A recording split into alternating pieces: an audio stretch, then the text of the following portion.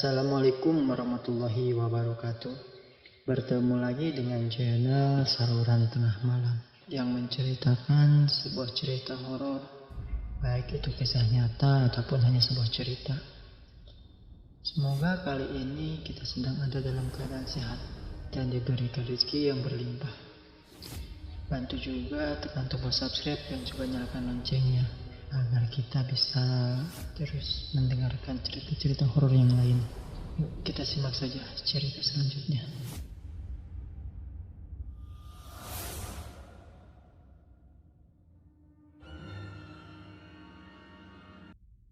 Mereka bertiga teman dekat saat bekerja di sebuah rumah makan di kota. Mereka adalah Kinan, Lita, dan Giatri. Kinan dan Lita adalah gadis kota yang tidak percaya misteri dan juga tahayul. Sampai pada akhirnya mereka mendapatkan sebuah undangan yang merubah hidup mereka dari Giatri. Hari itu Kinan dan Lita memenuhi undangan temannya itu di kampung. Undangan pernikahan itu dia dapat di depan restoran tempat mereka bekerja. Mereka berangkat ke kampung Giatri 2 hari sebelum acara. Di perjalanan semuanya baik-baik saja dan juga lancar. Sampai pada akhirnya, "Nan, ini desanya kok jauh banget sih dari kota? Ini terpencil banget," ujar Lita. "Iya sih Lit, mana sepi banget, gak ada orang. Padahal baru jam 11. Tapi kok suasananya udah kayak sore." Kinan dan Lina menemukan kejanggalan. Tapi mereka tetap berjalan dan berharap menemukan warga. Setelah jauh berjalan, akhirnya mereka menemukan gardu yang diisi oleh beberapa tukang ojek. Rita dan Kinan sangat bahagia dan berharap akan segera sampai ke tujuan. "Bang, mau numpang tanya?" tegur Rita. "Iya Neng, gak apa." Kinan menyodorkan undangan dan bertanya, "Bang, alamat ini masih jauh?" "Waduh Neng, mau apa ke sana?" tanya abang ojek. "Mau menghadiri pesta pernikahan temanku Bang." "Kan itu tadi kita liatin undangannya," ujar Rita. Kinan langsung menyenggol lengan Rita dan bilang, "Ih, lu yang sopan, ini di kampung orang." Rita masih cemburu. "Neng, setahu saya sih di sana sudah ada beberapa penghuni," kata abang ojek. Rita dan Kinan terkekeh. Abang bisa aja. Ini buktinya teman aku ngasih undangan pakai alamat ini." "Ya sudah, Neng, kalau nggak percaya saya bisa antar Neng hanya sampai gerbang masuk saja ya." Kinan dan Rita kompak setuju lalu naik ojek. Perjalanan menggunakan ojek ditempuh dengan waktu kurang lebih 20 menit. Setelah sampai, Lita mengeluarkan uang biru pecahan 50.000 satu lembar. "Bang, gak salah ini nama desanya?" tanya Kinan dengan was-was. "Lah, dan lihat tuh nama gerbangnya sama kan dengan alamat yang tertera di undangan," kekeh Lita. "Iya sih Lit," tawa Kinan. "Neng, hati-hati ya, saya pamit," kata bang ojek. "Iya bang, terima kasih sudah antar kita," Lita dan Kinan sambil tersenyum. Lita dan Kinan akhirnya masuk ke dalam gerbang desa. Akhirnya ada rumah warga 6 tiang Lita. "Alhamdulillah ya Allah," binar bahagia terpancar dari wajah Lita dan Kinan. "Permisi, permisi, permisi," ucap Kinan. "Waduh, sudah 3 kali gak ada yang nyaut ya Nan," ucap Lita. "Ya sudah, tunggulah barang sebentar sambil kita istirahat di teras rumah ini," ucap Kinan santai.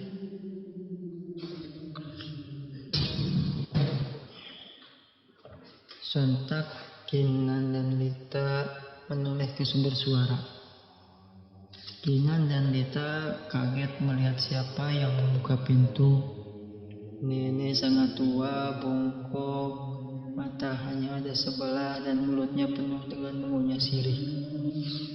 Ada apa? Ada perlu apa? Suaranya berat dan serak. Maaf nih, kita ganggu. Saya dan teman saya hanya ingin menanyakan alamat ini.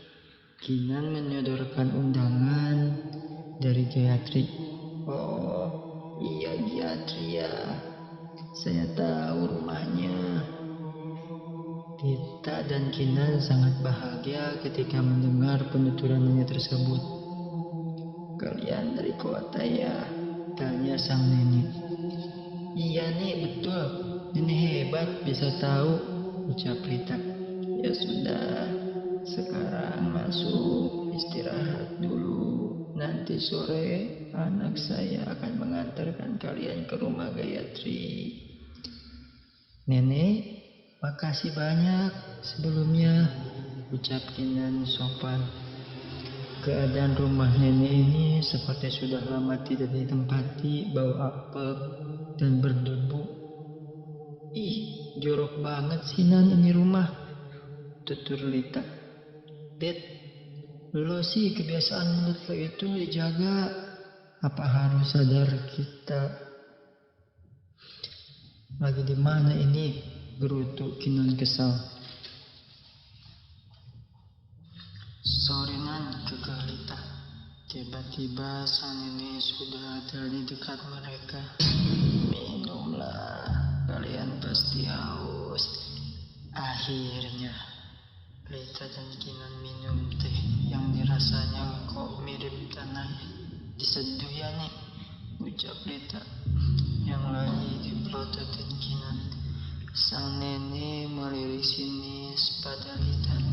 Kalian kalau lapar makanlah, semua sudah ada di meja itu, nenek menjelaskan. Kinan dan Lita kaget. Perasaan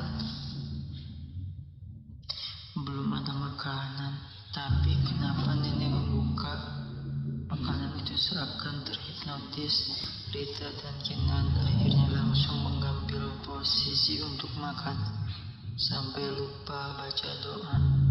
Nan, ini enak banget loh, asli, sungut Lita dengan mulut yang penuh.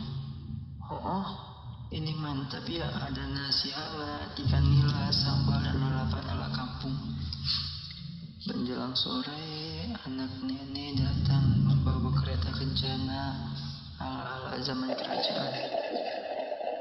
Nah, ini anak saya yang akan mengantarkan kalian ke rumah Gayatri, ucap sang nenek. Lita dan Kinan kompak berkata, iya nih, terima kasih sudah sangat baik pada kita. Akhirnya Lita dan Kinan pergi. Di antara anak si nenek yang sepanjang jalan tidak berbicara sepatah kata apapun. Lit, ingat ya pesan si nenek tadi, kita tidak boleh menoleh kanan kiri apalagi belakang. Pokoknya kita fokus saja ke depan ya, ucap Kinan memperingati. Ya Nan, gue ingat kok, Lita. Kinan dan Lita hanya fokus ke depan dan berharap segera sampai karena hari sudah masuk malam. Kinan membatin, ini desaku sepi sekali, rumahnya berjauhan dan nampak gelap seperti tak berpenghuni.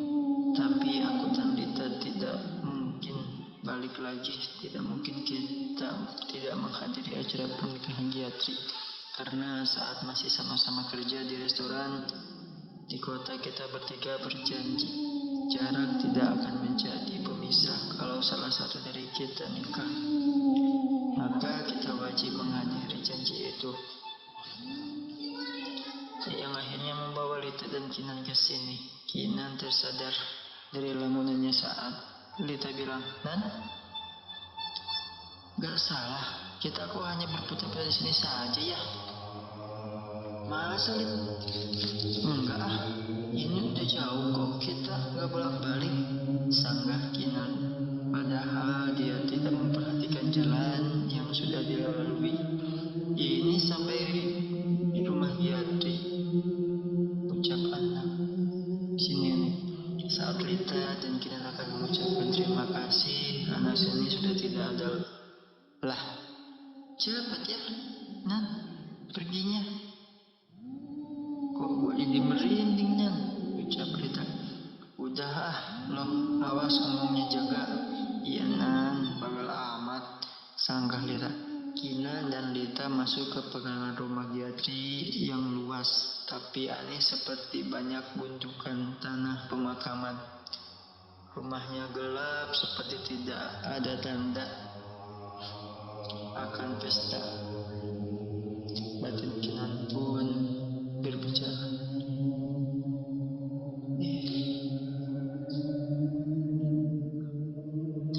"Permisi," ucap Lita. "Yarti, ini kita, Lita dan Kinan." Pintu rumah membuka, menampakkan sosok Giatri terlihat. Lita sambil memeluk Giatri, tapi dia hanya diam, mematung dan badannya sangat dingin. "Yarti, hai, masih kenal kita?" ucap Lita. "Tentu," jawabnya singkat.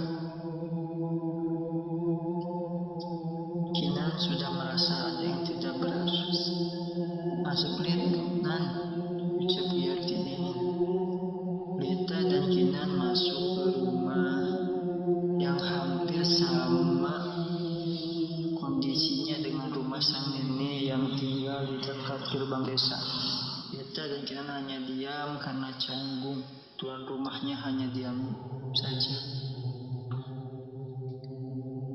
Meskipun banyak kejanggalan, tapi Kinan terus meyakinkan bahwa semuanya akan baik-baik saja. "Ya, ibu kemana?" tanya Kinan. "Ke tetangga sebelah," jawab datar. "Perasaan gue ngeliat lu punya tetangga ya?" kekeh Lita. Yarti hanya diam dan senyum sinis yang membuat Lita merinding. "Kalian mau istirahat? Ini sudah malam," ucap Yarti. Iya ya, mau beres-beres dulu, soalnya kalau mandi kayaknya bakal dingin banget," ucap Kinan. "Akan saya antar, ini kamar mandinya, tepat di belakang dapur toilet sederhana yang gelap membuat Kinan dan Lita tidak berani masuk sendiri-sendiri. "Nan, berdua aja yuk, aku takut ini," Lita memelas dan akhirnya mereka masuk berdua. "Lit, lu dengar gak sih? Apaan, Nan? Ada suara orang nyanyi lengser bunyi." "Ah, lo apaan sih, Nan?" "Gak ada ah," sanggah Lita. Kinan dan Lita selesai membereskan semuanya lalu keluar dari toilet. "Lah, Yarti mana?" tanya Lita. "Iya, dikira tadi dia nungguin kita ya." Tanpa berpikir panjang, mereka langsung masuk rumah dan sudah lihat Yarti pakai baju putih panjang mirip baju pengantin. Tetapi anehnya bau cendana dan wajah Yarti juga sangat pucat dengan bawah mata menghitam. "Wah, bajunya cantik banget, Yarti." "Cik, calon pengantin," goda Lita, yang hanya dibalas sedikit senyuman sinis dari Yarti. "Tidurlah di kamar depan, sudah aku persiapkan." "Oke, makasih ya, Yar," ucap Lita. Lita sudah tertidur pulas, tapi Kinan tidak mampu memejamkan mata. Dia terus memikirkan hal-hal yang terjadi beberapa hari ini. Kinan merasa ada yang memegang kakinya dengan erat, tapi tidak ada siapa-siapa di kamarnya, kecuali Lita dan dirinya. Bersamaan dengan hilangnya tangan yang memegang kakinya, Kinan mendengar lagi nyanyian Leng Serungi ditambah bau melati sekelebat seperti Giarti lewat depan kamar dengan memakai baju pengantin seperti melayang. Keringat dingin mulai bercucuran, dia semakin tidak mampu memejamkan matanya. Akhirnya dia putuskan untuk mengambil HP-nya, hanya ingin tahu jam berapa ini.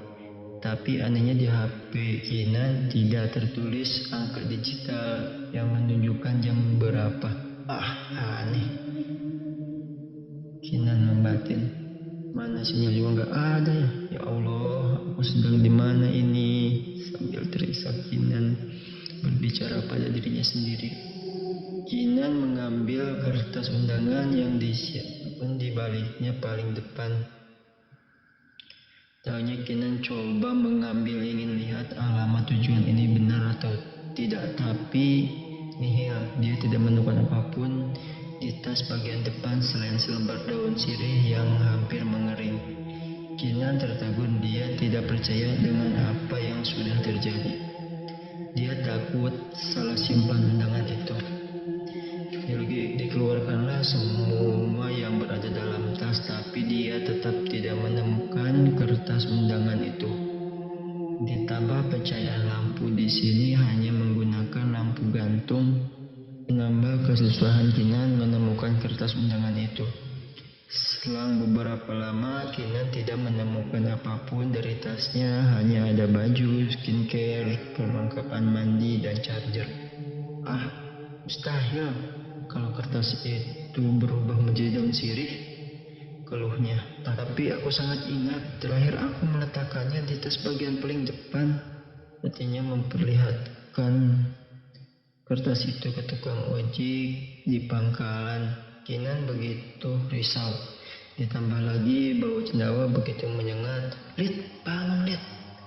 Tapi Lita hanya bergumam karena merasakan sangat lelah. Dia tak mampu membuka matanya. Kinan hanya mampu terisak sepanjang malam karena tidak dapat terlelap. Keesokan paginya, saat mereka sudah bangun dan mencari keberadaan Diatri, sangat merasa heran karena tidak ada rumah tersebut. Kinan dengan tergesa-gesa mengajak Lita pergi dari rumah itu. Lit, ini benar-benar ada yang gak beres. Kita harus cepat-cepat pergi dari sini. Tapi, sanggah Lita. Udah, ayo pergi, beresin barang-barang lo. Akhirnya mereka berdua pergi dengan tergesa-gesa sambil mencari warga desa yang bisa dimintai bantuan. Tapi suasana pagi di sini masih gelap seperti tidak ada cahaya masuk. Lihat tuh, ada nenek bawa bakul. Kita tanya aja. Ajak Lita antusias. Nek, maaf mengganggu, mau tanya, kalau ini anak muda, kalau kalian mau selamat keluar dari desa ini, ikutin acara pernikahan itu sampai selesai. Akan dimulai nanti saat suara gamelan mulai terdengar.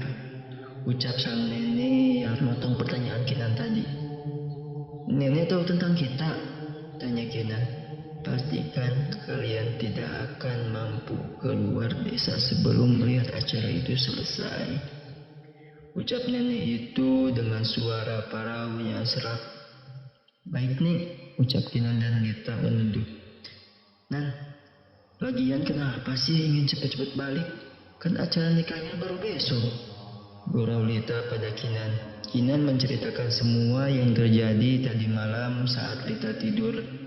Lo lihat kan, sepagi ini Yarti gak ada di rumah. Kenapa sih lo gugup gitu? Kinan merasa aneh dengan tingkah Lita. Itu kalian di sini, ucap Yarti dingin.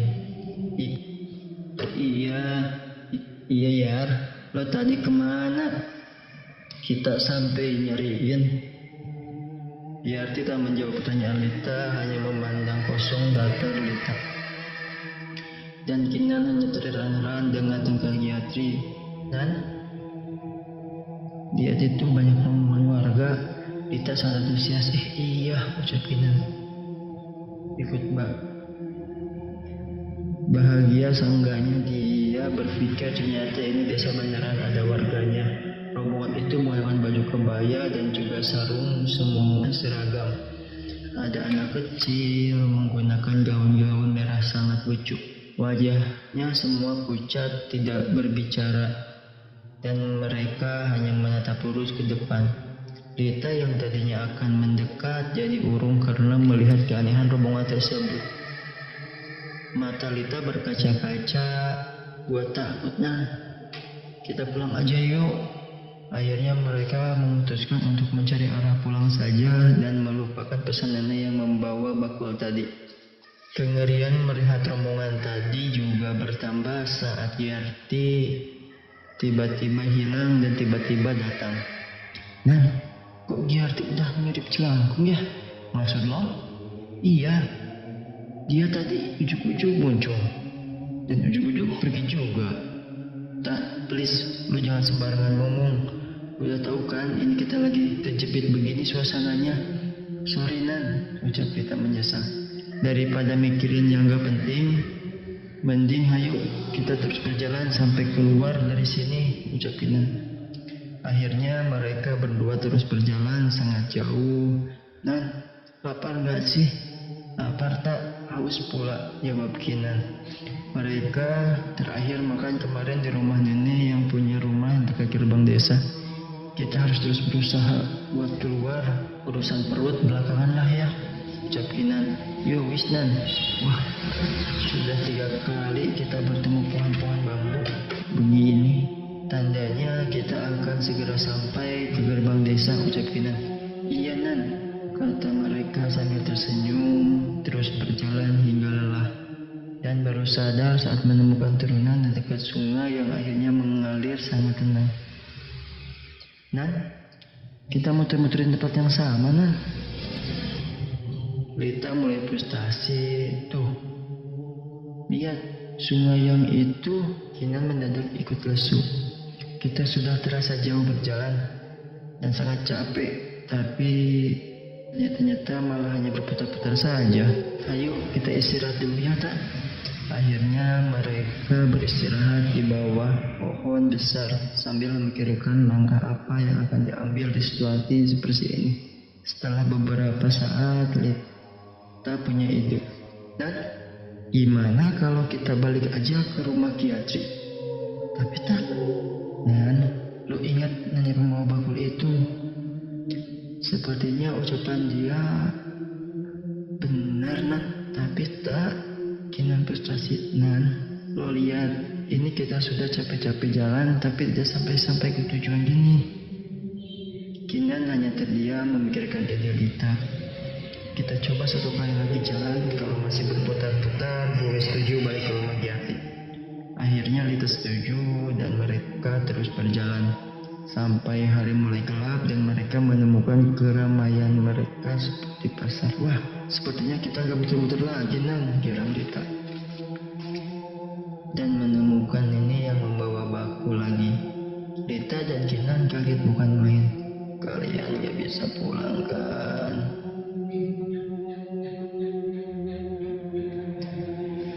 Sesuai apa yang saya katakan. Lita dan Kinan hanya menunduk. Tiba-tiba karena pasar malam tadi berubah hening.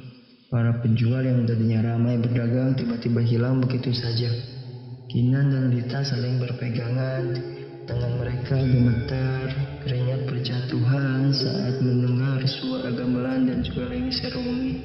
Tiba-tiba di hadapan mereka ada rumah Kiatri yang sudah sangat ramai oleh warga yang memakai baju sama dan ekspresi wajah yang sama. Dengan rombongan yang mereka temui, Kinan dan Lita diminta mendekat ke rumah Kiatri oleh seorang anak kecil yang memegang tangan Lita.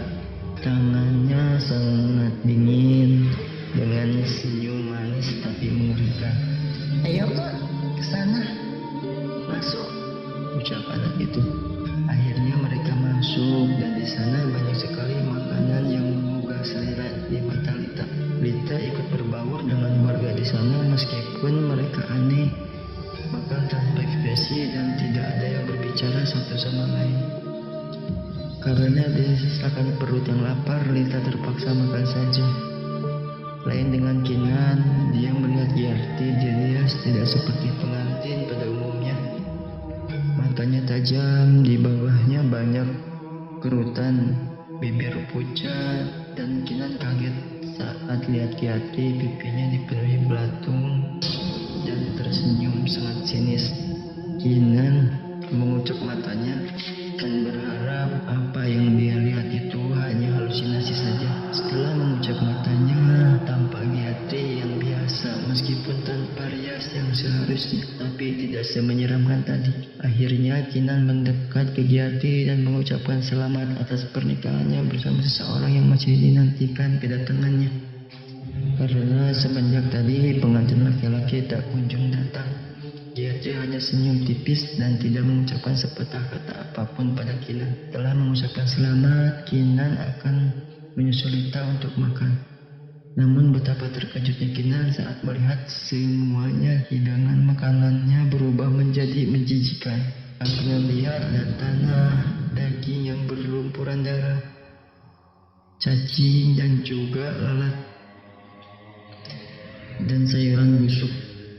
Kinan sangat mual melihat apalagi saat melihat Lita minum darah segar.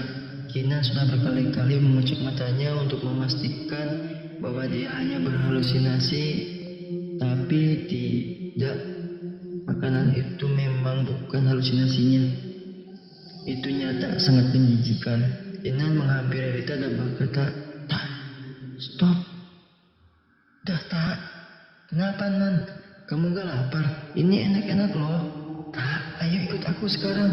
Kita harus pergi. Ada yang tidak beres," bisik Kinan di telinga Lita. "Kenapa lagi, Kinan?"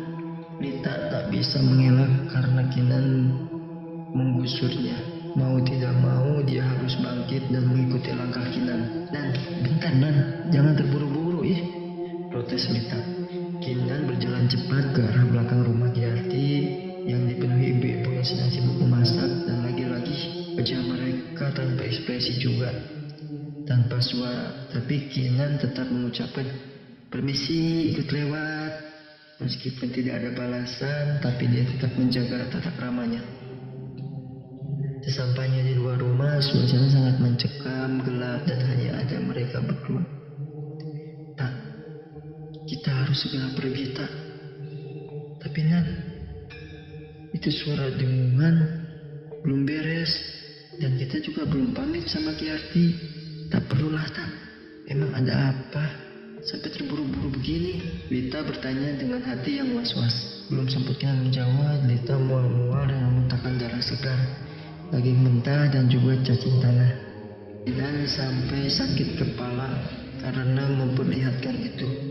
Kinan dan Lita sudah sangat busuk karena bajunya terkena muntahan darah Lita.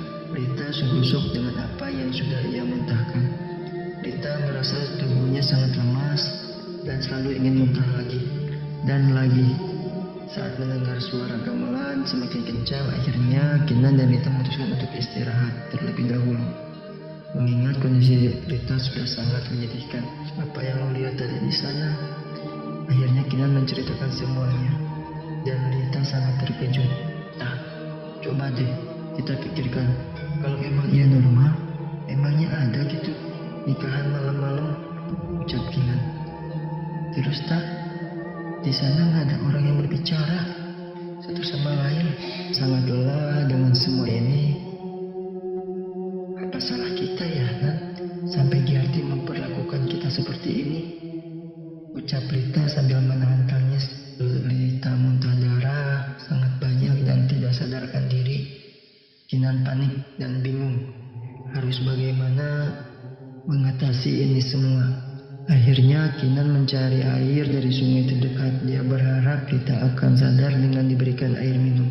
Setelah botol yang dibawanya terisi penuh, Kinan balik lagi ke tempat di mana Lita berada.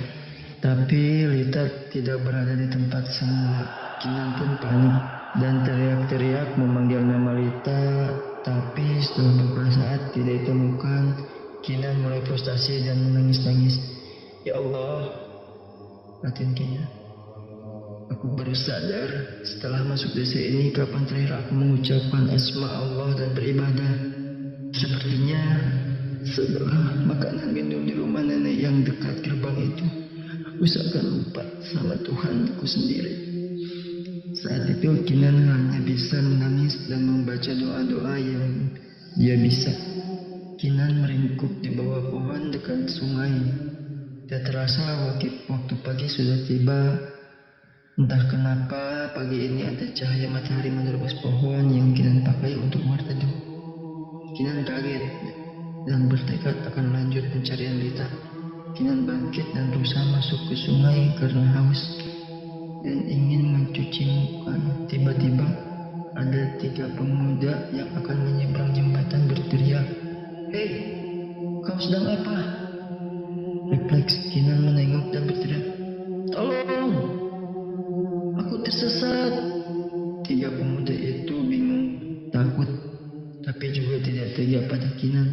Setelah berdiskusi, akhirnya mereka yakin kalau Kinan manusia, bukan demit, penghuni desa angker ini. Akhirnya mereka turun membantu Kinan yang kondisinya sudah sangat memprihatinkan.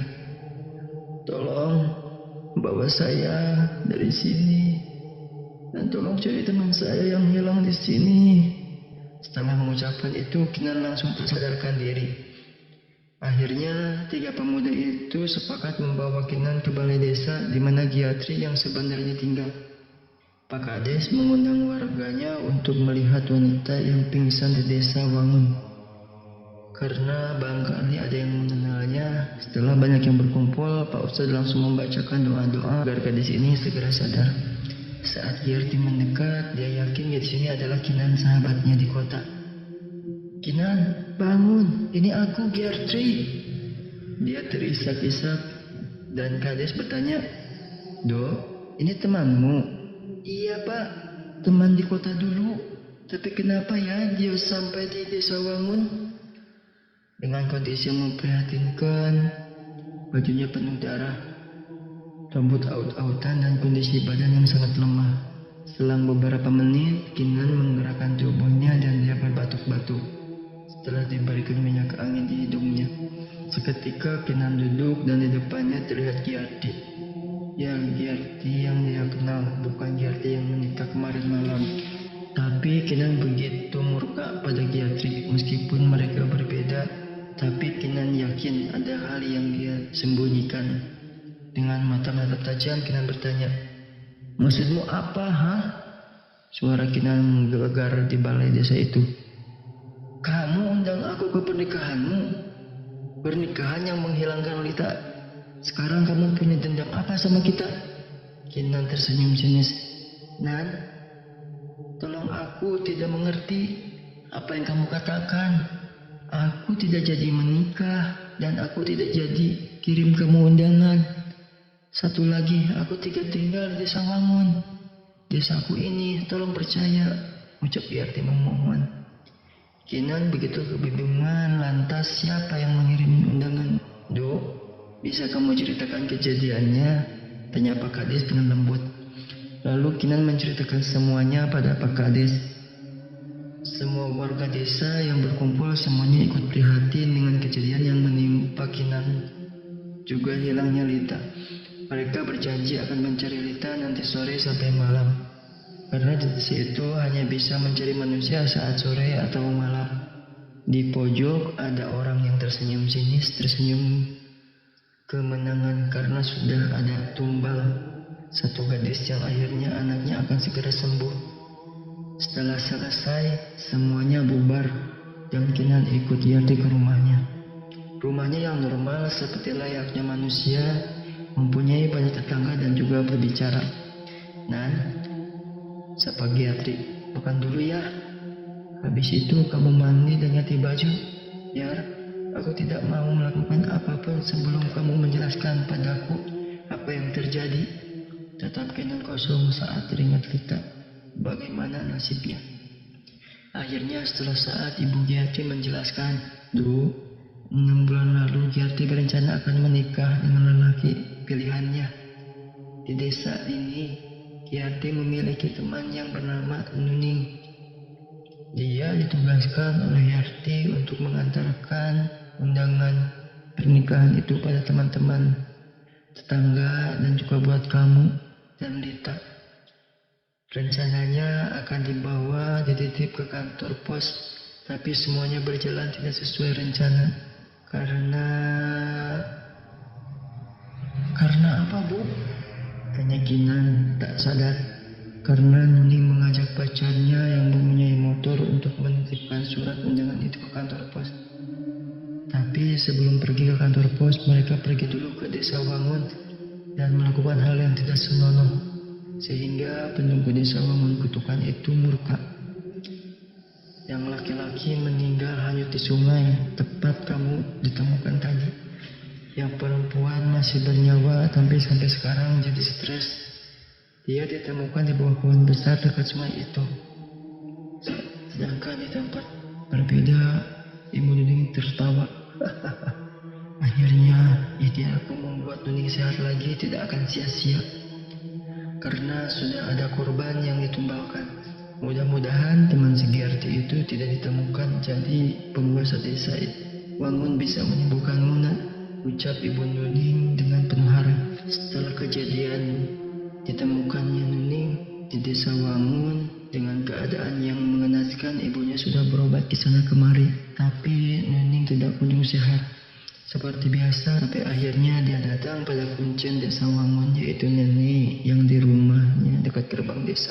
Ibu Nuning melakukan perjanjian akan memberikan tumbal pada penguasa desa Wangun itu. Jika tumbalnya berhasil, maka Nuning akan sehat seperti sedia kala. Sampai hari ini masih menganggap Giarti sosok pembawa sial. Padahal sudah jelas semua kesalahan anaknya. Tidak lama setelah perjanjian itu, Ibu Nuning mengirim surat undangan sampai ke kota. Makanya Kinan dan Lita datang untuk menghadiri. Namunannya terusik saat Nuning tiba-tiba bisa memanggil ibunya dan mampu berjalan normal. Ibunya sangat bahagia dengan kondisi itu. Sore hari saatnya pencarian Lita. Doa Giarti dan keluarga mengharapkan Lita ditemukan. Kinan yang sudah siap ikut untuk pencarian tersebut sangat tegang. Dia was-was kalau Lita ditemukan tidak bernyawa.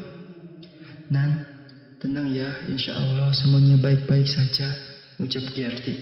Kinan hanya tersenyum haru. Yar, maaf ya, aku sudah mengira kamu menjebak, ternyata ini bukan kerjaan kamu. Giarti hanya tersenyum. Yuk, Nan, berangkat, bismillah. Ibu Nuning sangat bahagia melihat kondisi anaknya sekarang. Dia lupa kalau sore ini akan dilakukan pencarian ke desa Wangun. Ibu Nuning datang ke rumah nenek yang di gerbang desa. Permisi, Nek, ini aku, ibunya Nuning. Masuk, perintah si nenek. Saat Ibu Nuning masuk ke rumah itu, tanpa sadar warga sudah di gerbang dan melihat Ibu Nuning masuk. Para warga curiga dengan itu lalu mengintip apa yang terjadi di dalam. Nek, misi kita berhasil, menumbangkan temannya Giarti itu. Tawa Ibu Nuning. Kamu jangan senang dulu. Sebelum anak muda itu selamanya betul-betul diambil oleh penguasa desa, ujar sang nenek dengan sinis. Warga yang sudah geram langsung menangkap basah perbuatan mereka yang tega dan menuntut penjelasan apa yang sebenarnya terjadi. Akhirnya sang nenek kuncen desa Wangun itu menceritakan semua niat dan keinginan ibunya Nuning. Nek, saya kira nenek orang baik. Ternyata nenek adalah dalang di balik hilangnya temanku, Isakinan. Tolong beritahu aku di mana Lita sekarang. Akhirnya setelah didesak warga, sang nenek pun jujur kalau Lita ada di ujung desa Wangun, tempat orang-orang serakah mencari ilmu hitam dan pesugihan. Warga dan juga Pak Ustadz langsung beramai-ramai pergi ke sana sebelum sukma Lita diambil oleh tumbal kesembuhan Nuning. Sesampainya di ujung desa, Lita sedang duduk melamun. Kinan langsung memeluk sahabatnya itu, tetapi Pak Ustadz mencegah. Nanti dulu, Nduk. Semua warga dikerahkan untuk membaca doa, ayat kursi dan lainnya agar sukma Lita tidak jadi diambil. Setelah berhasil mengembalikan sukma Lita, Kinan dan Jatri langsung memeluk Lita dan bersama-sama dengan itu Naning mengalami kejang-kejang di rumahnya dan dinyatakan meninggal. Ibunya histeris tidak terima atas kepergian anaknya. Dari rumah Jatri, Kinan menceritakan semuanya pada Lita dan ucapan syukur tidak terhenti terucap karena masih diberikan kesempatan hidup. Sebelum pamit, Kinan menanyakan pada ibu Jatri tentang asal-usul Desa Wangun.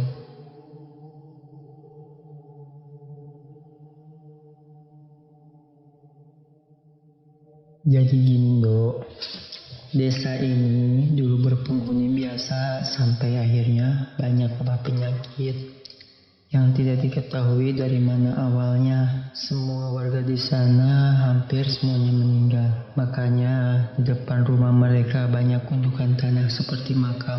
Setelah semuanya warganya meninggal, desa itu dijadikan tempat untuk menimba ilmu hitam dan pesugihan. Makanya desa itu terkenal angker karena berpenghuni sudah dari dunia lain. Jelas Ibu Gayatri. Keesokan harinya, Lita dan Kinan pamit pulang karena kondisi Lita juga sudah membaik. Keluarga Gayatri melepas Kinan dan Lita dari pengalaman ini, Lita dan Kinan percaya kalau hidup kita itu memang berdampingan dengan mereka dari